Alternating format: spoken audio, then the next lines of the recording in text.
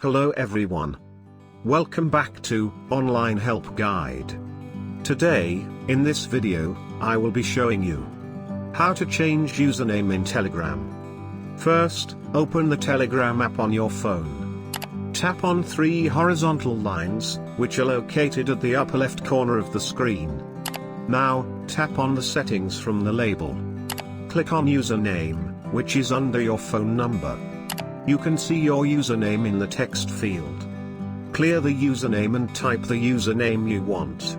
Remember, the username you provide should be available.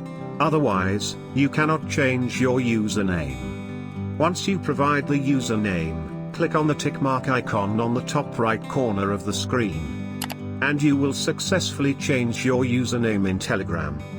Thank you for watching Online Help Guide. Hope this video was helpful, and you're able to change your username in Telegram. If you like our video, then don't forget to hit the like button on our video and comment down if you have any question or feedback. Also, if you are new to our channel, please subscribe and hit the bell icon to our channel.